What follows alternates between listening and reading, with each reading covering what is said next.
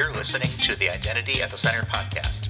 This is the show that talks about identity and access management and making sure you know who has access to what. Let's get started.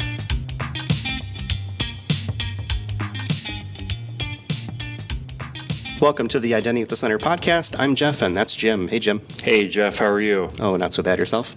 I'm doing great. We are broadcasting from the podcast room or podcast nook here at the Authenticate 2022 conference. Got to send a shout out to Andrew Shikiar for giving us this room and giving us the special attention. I think we're the only podcast who are podcasting from the conference, and it's been a fantastic conference so far. Yeah, very, very much appreciated for sure. I unfortunately missed most of the first day dealing with absolutely horrible allergies, but I returned mostly back to the land of the living. So, but definitely appreciate Andrew and the team here, Adrian, for hooking us up. It's very cool. You didn't realize how lucky you were to live with somewhere that had very few trees. Now you live somewhere that's surrounded by trees, and you went to visit somewhere with just as many trees. So, yeah, I think that's probably what's causing you problems. And I'm sure like 6 or 7 airs in a high pressure environment flying over the U.S., from East Coast to West Coast. I'm sure that didn't, hurt at all for sure. Yeah, but this conference has been great. Sat through basically, I think, what was the business track yesterday.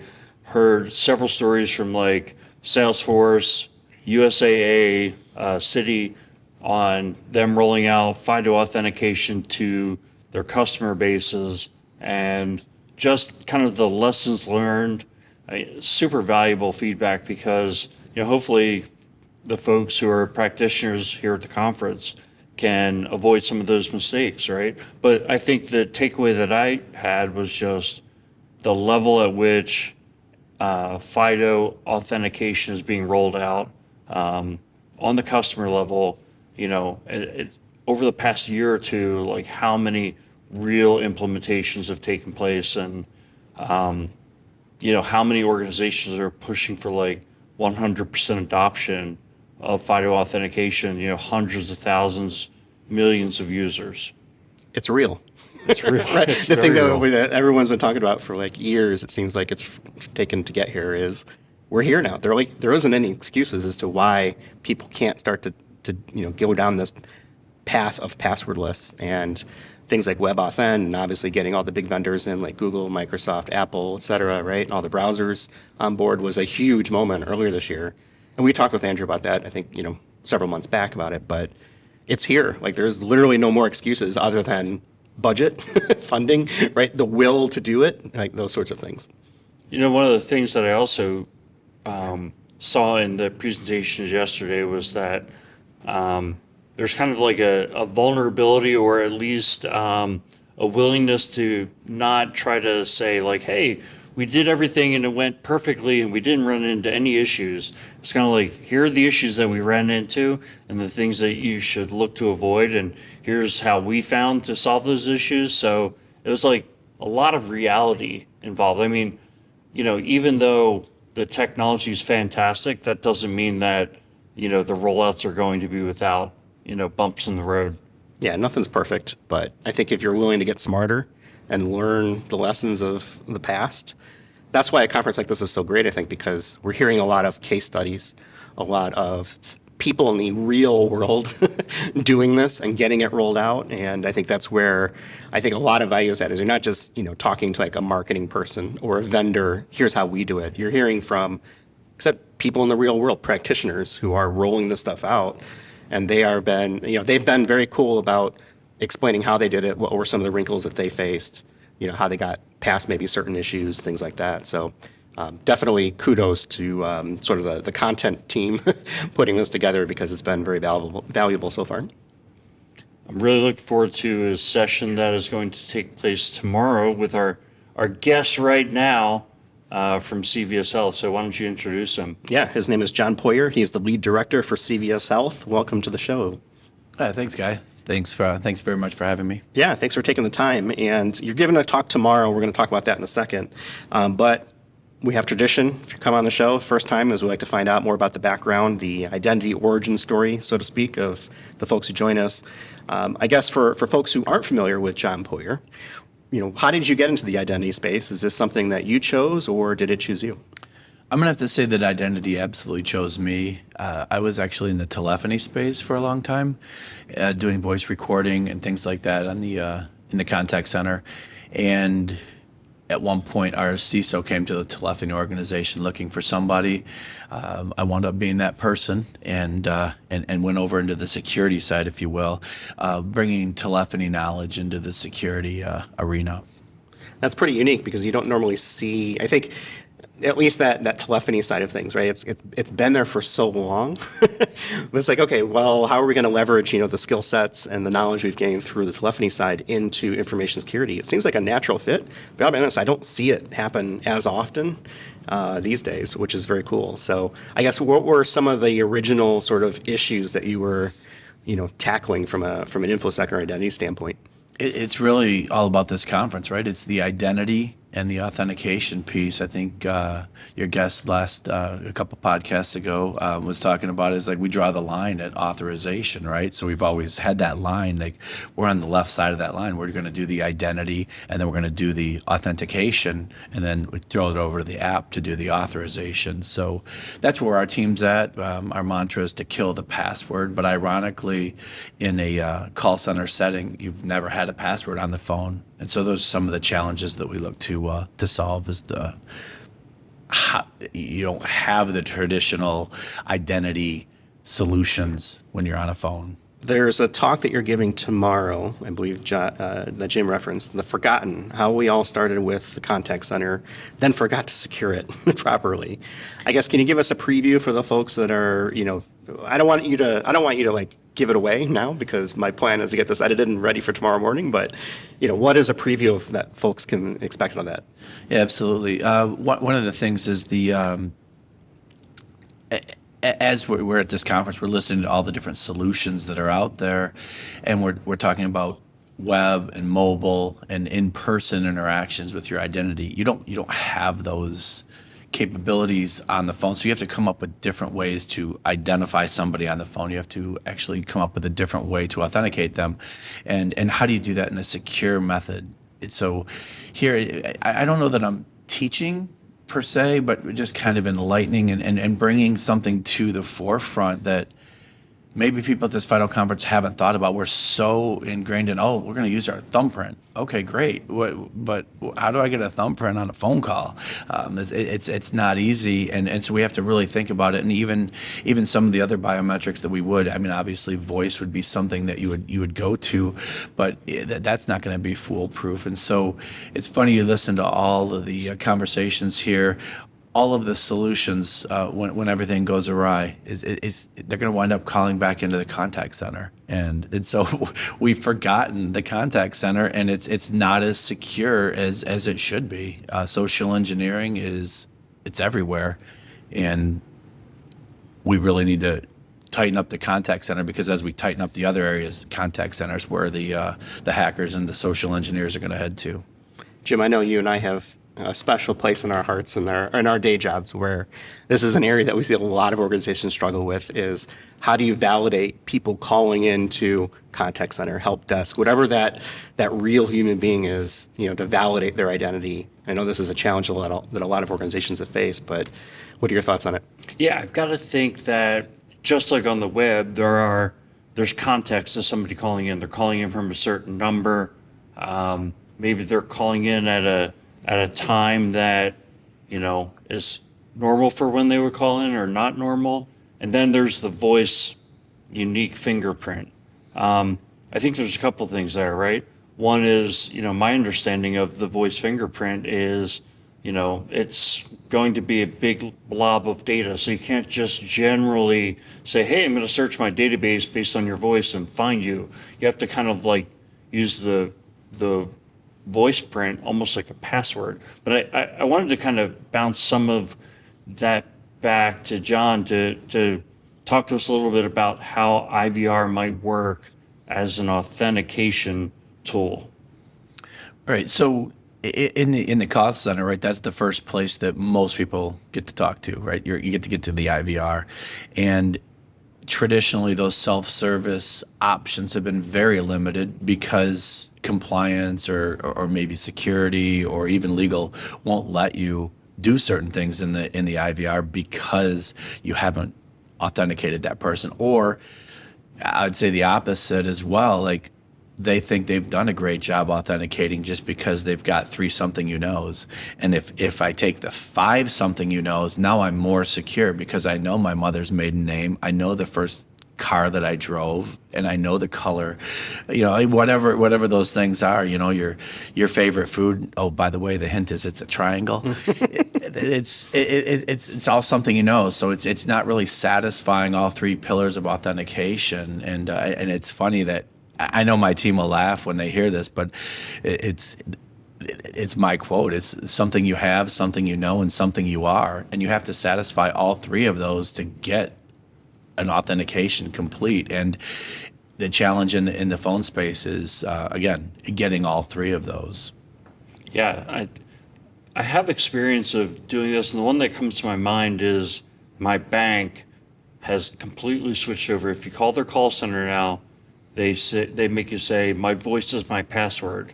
And I guess kind of what I assume is happening is that they already know that, this person is coming in and claiming to be Jim McDonald. Now we're going to check, quote unquote, the secret, which is, does that voice print actually match Jim McDonald, right? I mean, they're not just generally saying, my voice is my password. Now let's search our 10 million customers to see who this is. Right. So the first thing you do on the way in, the only thing you really have on the way into a phone call is going to be your ANI, your automatic number identifier, aka your caller ID. So that comes up, and we're going to have to do our best job of what we call an ANI lookup. So I've got a customer database. I'm going to go through the customer database, take a look, and say, oh, you know who I think this might be? This might be Jim on his cell phone. So we give that a test. And if you are using the voice biometric, you would take that utterance. We got to get you to talk.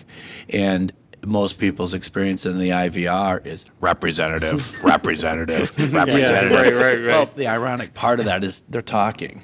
Those are utterances. I can absolutely take an ANI lookup, take that representative, and try to do a voice match. I might already have you authenticated just because you're yelling at my IVR. and hey, we're good to go. Now I'm going to open up all the self-service options for you, not just, hey, would you like us to mail you an ID card? And it's Karen calling us again. Right, yeah. Exactly, Karen, yeah, and then she can be authenticated as well. And that's the cool thing about the voice prints is they are unique, but they are a key value pair, like you said. So you have to do that identification piece up front before you can actually go ahead and utilize any identifier, whether it be password, whether it be your one-time passcode, your favorite pizza, or your voice biometric.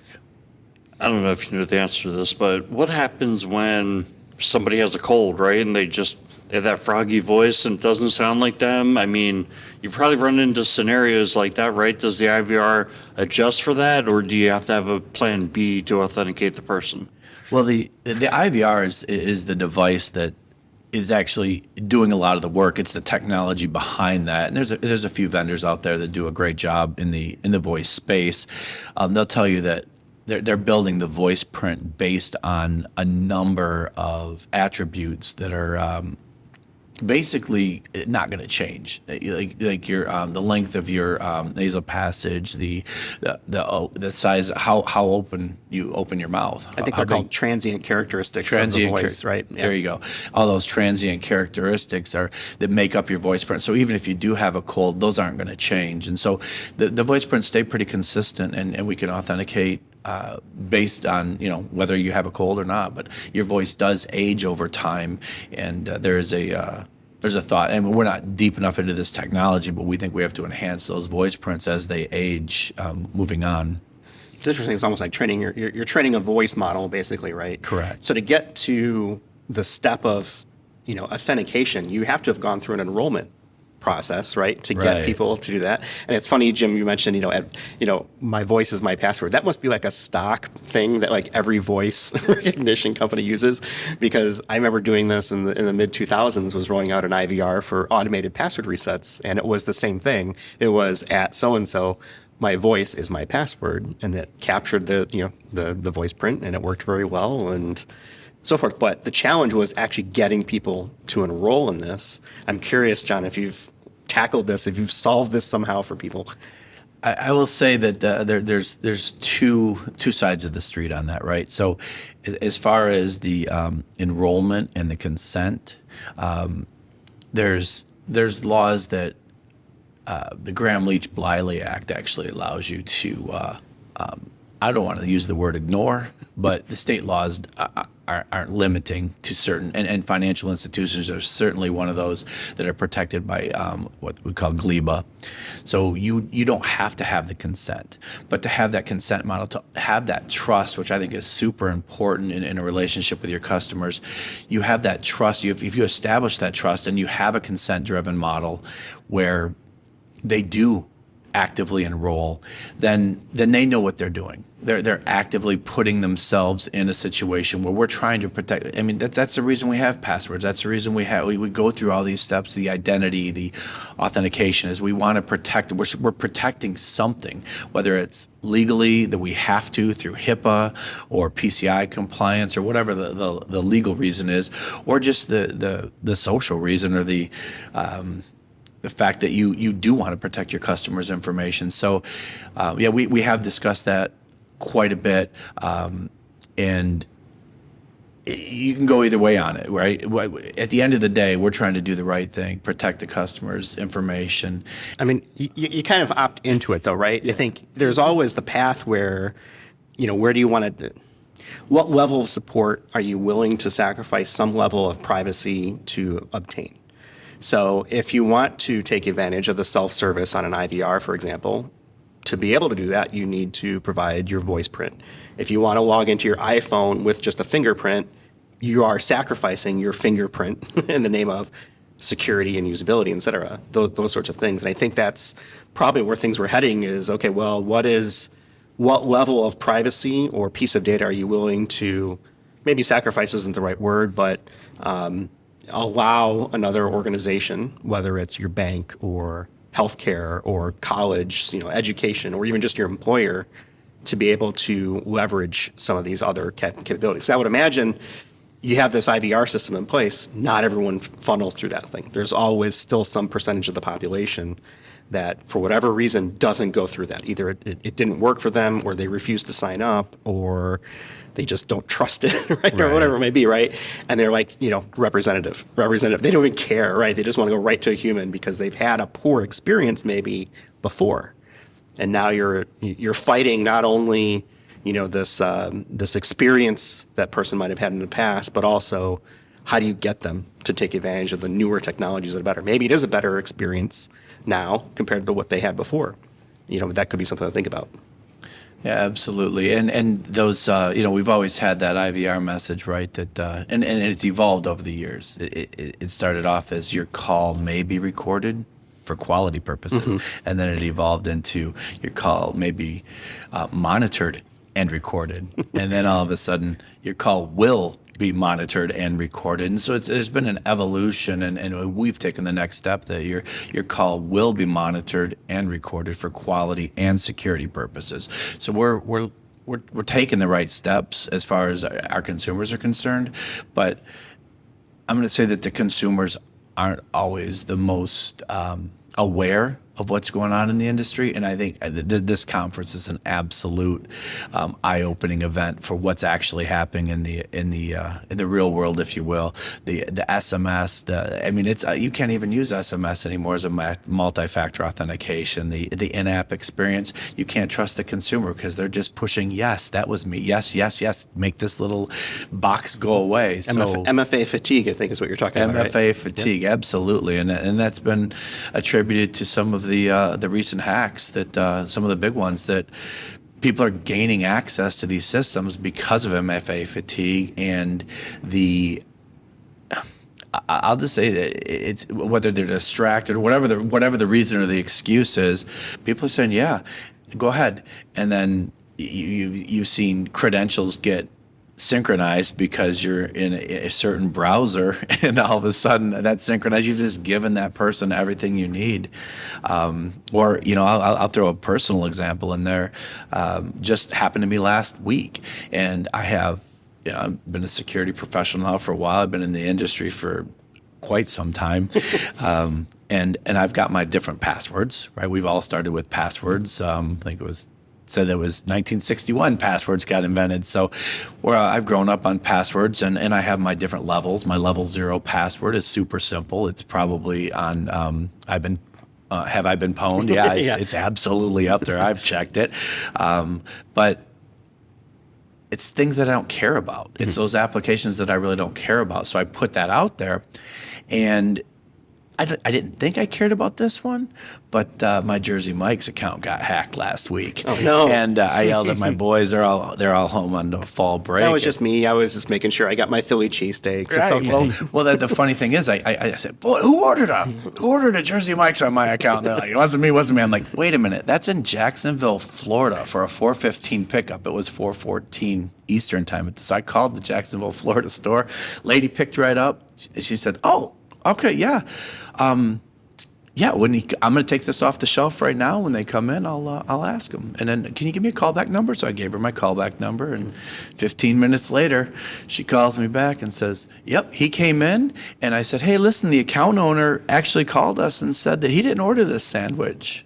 And the guy's like,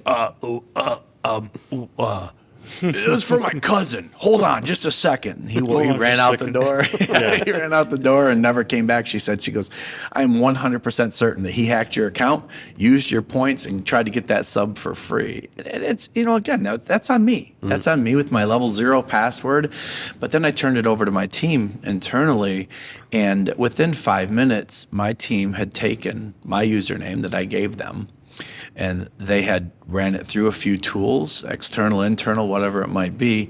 And I said, screen share with me when you're done. It was 5 minutes later, one of my teammates came back and said, you got a minute? I said, sure.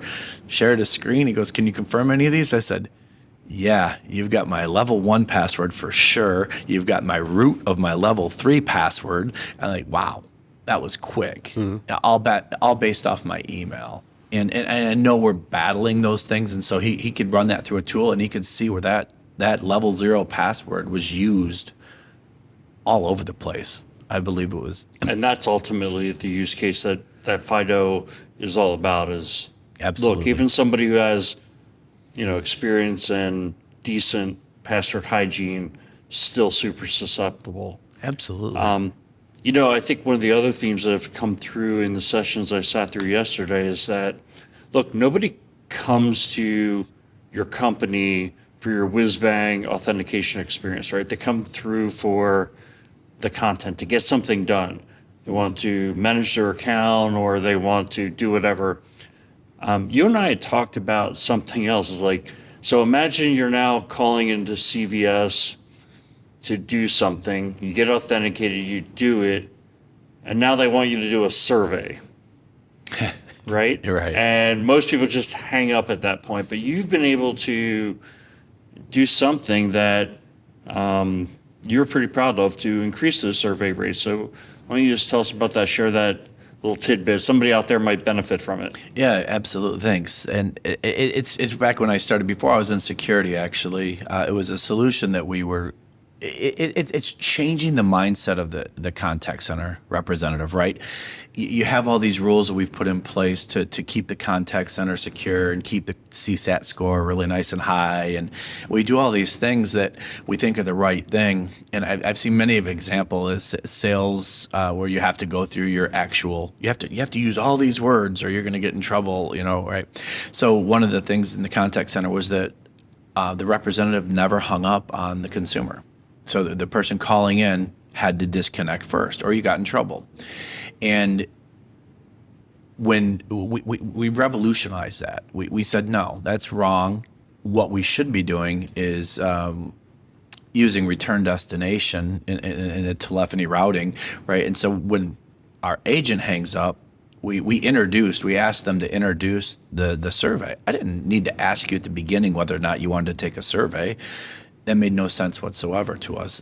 You don't know yet. You haven't had that experience. Why would you render an opinion before the experience even happens? So Let me interject for a second, because I've always been curious about this. I've been through that experience where it's like, hey, would you be willing to take a survey after your experience, right? And I was like, okay, well, if I say yes, does like the person know, and I'm going to get better customer service because of that? I'm going to say no to that. At least in the solutions that I've implemented over the years, no. But it makes as much sense to me as putting the fork and the knife at the beginning of the buffet line. Why do you want to carry your fork and knife all the way through the buffet? You're not going to use it in the buffet line, right? So you don't want to ask that question up front. You want to ask it at the end, but you don't even need to ask it. You just present it. So what we've done is we asked the agents, hey, introduce the survey. Hey, listen, thank you for your call today. I'm gonna disconnect, and you're gonna be sent on to a survey. Feel free to take the survey or not take the, whatever that introduction winds up being. But you'd be absolutely surprised at the number of people that do take the survey, because it's almost, you're not surprising them with it, but you're presenting them with an opportunity. And it was as far as I'm concerned, changed the game. And we got a lot of surveys, and we got a lot of feedback as well. We allowed people to talk for 90 seconds after the survey was complete, and it was amazing to us how much feedback we got. And so we turned those speech to text and turned it into a word cloud, and we could see these words pop up, and very, very, very, very insightful. And you'd think that the people that do stay on the line to give you the survey were going to just ream you and give you negative feedback. It was overwhelmingly positive, and it was very insightful. That's good. Maybe it makes me not feel weird, though, when I always give the positive stuff at the end. Like, I had a great experience yesterday with Apple. An order that I had placed, and I'm like, where's my thing? And give them the order number. It's like, okay, great, got it, taken care of. And it was a good experience for a couple things. One, they authenticated me through an MFA channel where all I had to do was press confirm on my iPhone, and they knew immediately that was me, which I thought, okay, well, that's really cool. Like, I'm used to okay, I have to give you a code or answer a question, right, or something like that. It was like, literally, I'm going to send you a prompt. Just want to confirm that this is, Jeff. Pops up on my iPhone. I hit confirm. All right, great, thanks. So let's move on and kind of do the thing. And it was like, all right, well, that's, here I am at an authentication conference. And that was like the best remote call center, contact center authentication experience that I had experienced so far. And it was seamless. It just worked. And I was happy to provide the feedback afterwards, say, hey, this it couldn't have gone any better for me as someone who I already don't want to talk to you, but here we are. And now the police are coming to make sure that I didn't speak ill of Apple, so we're good. You should be good. John, I'd like to kind of shift the conversation to be kind of future facing. And when we talked last time, you made a statement which I thought was pretty interesting, and you said, voice is the way of the future. I don't know if you remember saying that, but I do. What were you thinking when you said that? So we've done a great job on securing the mobile and the web environment, right? And the more you secure that, the harder it is to get through and socially engineering, get to that data, whatever that data winds up being, the pot of gold at the end of the rainbow, right? We're using your face print, we're using your fingerprint, but your other biometric, there's a few other biometrics, but the next one I think is in line to be very successful is your voice print. If it can be implemented properly, and like we talked earlier, you have to have that key value pair. I have to know who you are so that I can verify that voice. And we don't get the device information in a particular phone call, right? So when you call in on your phone, all I'm getting is your ANI. I don't get any of your device characteristics. I don't know really any. You could be on a pay phone, you could be on a work phone, whatever. Most people are calling in on their cell phones today. So we have that. The voice piece is the next thing that's going to be in line for that authentication. So again, away from face print, fingerprint, and now I'm in a voice channel. These smart speakers that are coming on board today, the IoT, you have to do something. If it's not a physical device that you can touch, voice is going to be the way you transmit that. So we have to go back to that identity. We have to be able to identify the person, but then I think you said it best earlier. It's almost like your password. Your voice is your password, that you don't necessarily have to say those words anymore.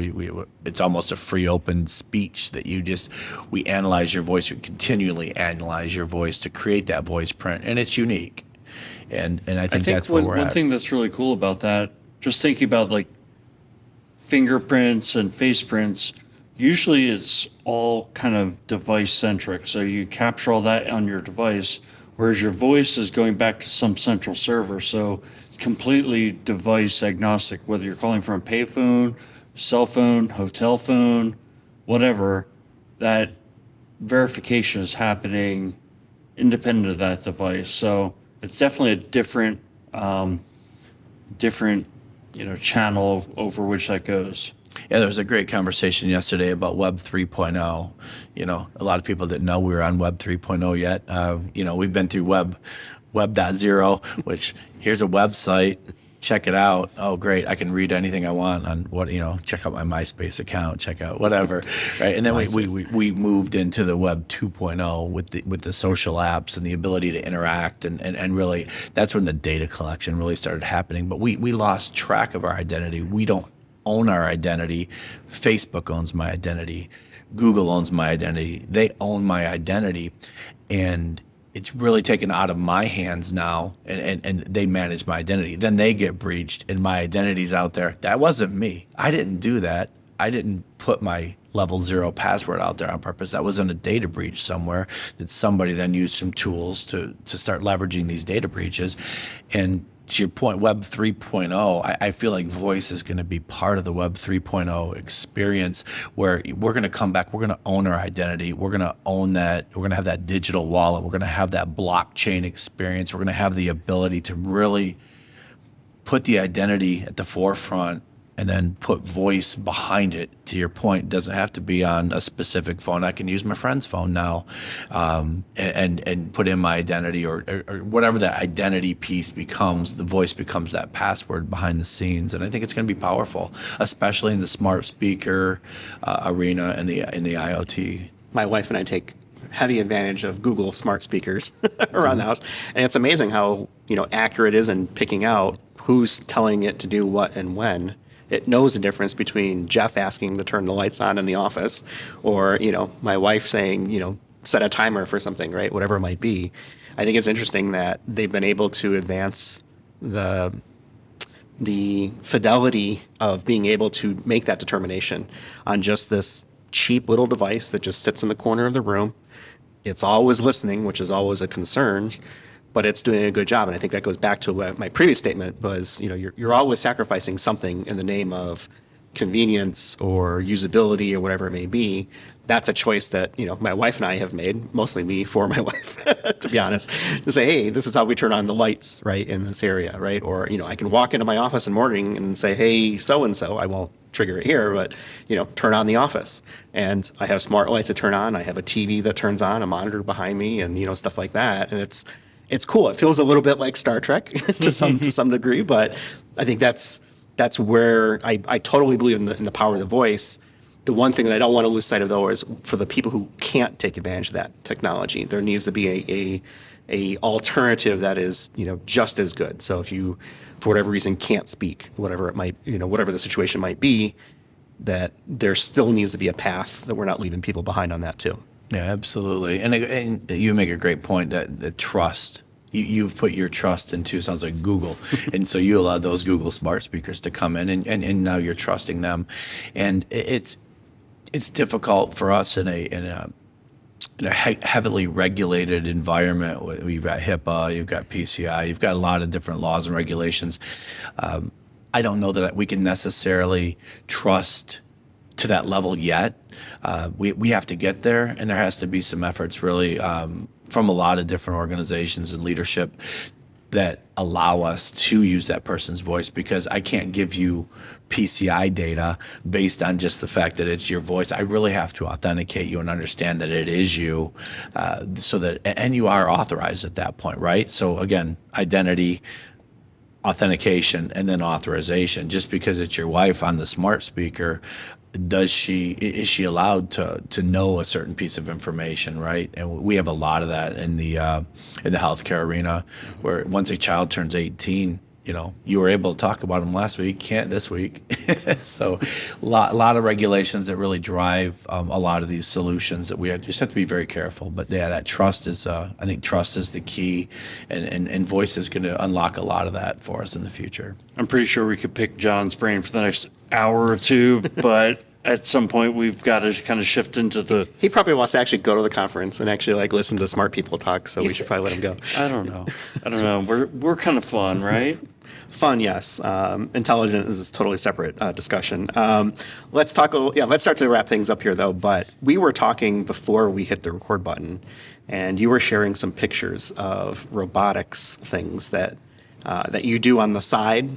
Right. Can you tell us about sort of this very cool robot thing that you do? I don't want to steal your thunder, so that's why. Yeah, no worries. I appreciate that. So, I've been doing it about 6 years now.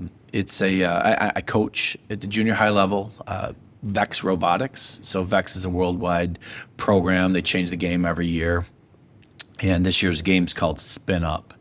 It's basically Frisbee golf. And I go in on Tuesdays and Thursdays to the junior high right by my house, and I teach kids the ways of the engineer, if you will. So we've got an engineering notebook that they're supposed to be documenting. They build the robot, they program the robot in Robot C, and then they also program the controller. I mean, it's a Xbox controller, but it might as well be a brick until you start programming it. So they get the robots to do amazing things, and it's just unbelievable to me, the 7th and 8th graders. Once I get the parents out of the way, to allow the kids to just be themselves, and that I feel like I'm just like an old friend for them. I go into that room and let them do their thing, and it's amazing to me what these kids can do. The parents every year at the end of the year, wow, I didn't know they could do that. And if you let the kids do what they just naturally do, it's absolutely amazing. And I've got a very, very successful program I'm very proud of, obviously. And we've got a lot of really good, great kids in the area, and I took 3 out of 4 of the teams in my program to the World Championships last year, and I know we're headed back there. I tell them every year, I said, we're going back to the World Championships. Who's going with me? So that's pretty cool. I've always been like a Lego person at heart, and I feel like this is like the next stage of that. How does someone get involved with that? I have a child. It sounds like it might be expensive. Where do I get the parts? Like, what is the barrier to get more people involved with this? That's really insightful, and it is an expensive sport. It's actually recognized in the state of Arizona now as a sport. You can letter in robotics now, but it is expensive, and the school district's been very, very helpful and really good at funding us.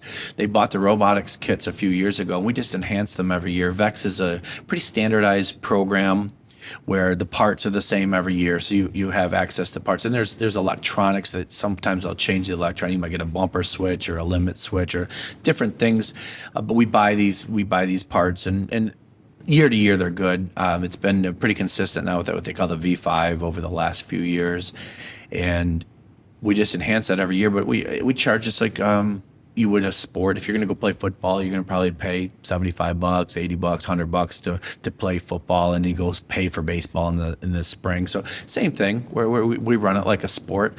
It's a club. And then I work for sponsorships. We actually have sponsors at the school district level that will contribute money, and they'll help us from that perspective. But to get involved, it's just a club, and it's word of mouth, and it's actually I called it Geek Tryouts the first time. I had 47 kids try out, and I had to actually pare it down. And I didn't know what the perfect team size was when I got started, but 4 seemed to be a real good team. So we have about 16 kids. It's competitive. You try to get into the club, and so now I think we've generated enough buzz, and we've been to the World Championships now. The last, we've been eligible for the World Championships. Nobody got to go anywhere in 2020, right. And it was virtual in 2021. So this year was the first year we've actually been able to physically go to Dallas, and we've got enough buzz now that the kids are really interested in it, and Just it's a program that they want to be part of. Wow, that's pretty cool. So I don't want to like take up too much more time. I got one more question about this. So you mentioned sort of like the kits, and this year I think you said the theme was spin up. Is the idea that you have these kits and that every year there's a different theme, but it's for the most part sort of taking what you've already got, maybe with a couple of random new bits. I keep going back to Lego, right? But I have like this. I think of my child. I had like this giant gray like toolbox filled with just a whole bunch of Lego pieces in it, and we would just come up with weird random stuff off of that. Is the concept the same? Almost exactly, with the exception of I don't think you've probably ever cut a Lego. No, I have not. So we have there's metal, there's aluminum, C channels or different size pieces, and sometimes they'll come in standard lengths like a 15 or a 25 or a 35, and 35 dots we call it is 17 and a half inches, and your robot can only be 18 by 18 typically and can't expand. Some years they let you expand past that, but no, you might need a 4, right? And so you cut that. So that's about the only difference really, is that it is a standard box of stuff. And we start from scratch every year. You put wheels and you make a chassis and you build whatever that game is. And this year we pick up discs and we throw them like a Frisbee. Interesting. I wonder if this feeds back into like some master robot databases of like, all right, we've tackled picking up discs. What's next, right? We need to, I don't know, figure something else out and crowdsource it. That's one of our most anticipated events of the year. It happens at the World Championships every year on Thursday night. They announce next year's game, and you want to talk about, there's people all over the world just tuned into that live broadcast. I had one team that didn't go this last year. 4 of the 5 kids texted me on Friday saying, "Will you be in the classroom on Tuesday?" I said, "Yes, I will." Can we come in? I said, "No." And 3 out of 4 of them showed up anyways because they just know me that I'm going to let them in. That's really cool. It reminds me of BattleBots. Oh yeah. I don't know if you've seen that show, but I think what's really great about it, John, I just want to recognize this, is like you're donating so much of your time to kids that aren't even your own kids, right? Right. And I think that's really cool. I mean, hats off to you. And it also gave me the idea that I've got a son who's a freshman in high school. I'm going to have him, investigate whether or not that's available in his school. I bet you there's a good chance it is. And for anybody out there who's a parent who has a kid that's that age or coming up to that age, it'd be something they could look into. Anyway, as we were talking about this whole robot thing, so here's our lighter note. Like, we love to end on a lighter note, and it kind of got me thinking about robots that are being built commercially. Like, Elon Musk had an unveiling of a robot that I think Tesla is building, or one of his companies is building. And it also got me thinking about Star Wars and Star Trek. And you had asked me if I was Star Wars or Star Trek. I said I'm more on the Star Trek side. Jeff is probably more on the Star Wars side based on conversations we've had. But I think they both had a different direction for what robots would be in the far distant future. So in the Star Wars side, I think of R2-D2 and C-3PO. In other words, they're robots. You look at them, they're robots. The Star Trek side had data. So it was more like the humanoid meant to be that you couldn't tell the difference between a synthetic life form and a human life form. And really the goal was to try to get to the point where you couldn't tell the difference. And so the lighter note question for all 3 of us will be, which way do you see actual human direction going into the far distant future? Is it to build robots to be indistinguishable from humans, or is it to make them very distinguishable from humans? Well, that's a great question. As far as I'm concerned, I have no idea where we're headed, but I would think we'd lean towards more the Star Trek side, where they're going to look more like humans. Maybe not identical. You should be able to tell the difference, in real life. But even like, was it Boston Dynamics, and they have that dog that walk. They're trying to make that walk like a dog and act like a dog, and I think that's where we're headed. I think that we'll be more human-like and we'll maybe probably have a servant in our home. You can go back to George Jetson. In those days, might not Rosie. be. Rosie, yeah. Something like that, but looking more like Star Trek and more human-like. More humanoid. What do you think, Jeff? I thought the answer was going to be easy for me, and I'm going to cheat and say both, because I'm going to take the risk-based, cost-based version of this. I think we're going to have, at the high end, robots that are virtually indistinguishable from a human, basically Data from Star Trek. And you're going to have purpose-built robots that nobody cares what it looks like.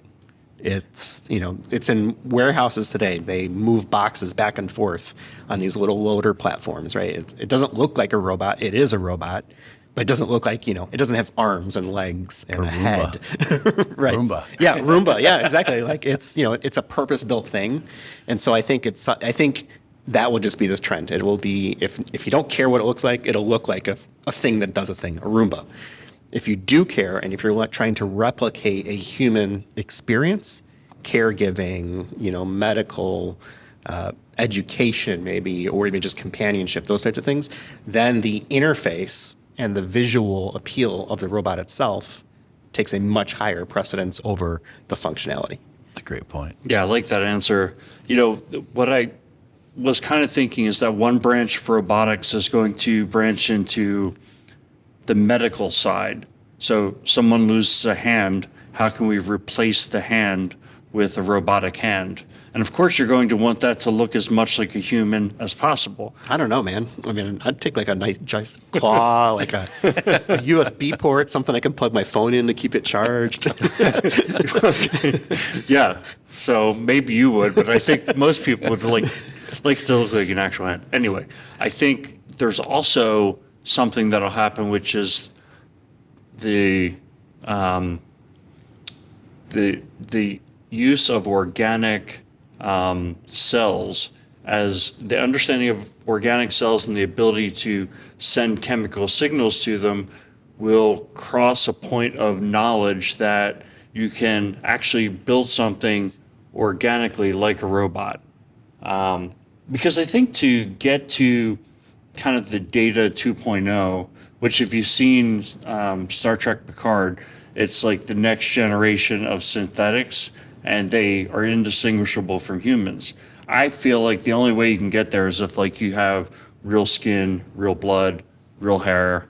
And so to get there, This I show think got you have deep. to. Yeah. I guess I went kind of deep, but so I kind of think that would be the direction, because even though I do agree with you, if like you're gonna have robotic devices for doing tasks, but I think when you start talking about like AI robots, it's going to go down the medical route and then eventually be indistinguishable from humans, because I think people essentially want to live forever. Just like I altered think carbon. I don't think people want to reach their demise because they have some disease or something like that. They'd want to have it repaired. See, now we're getting into like the ship of, ship of Theseus? Like if you start removing all the parts from something and you reassemble it, is it still the same ship?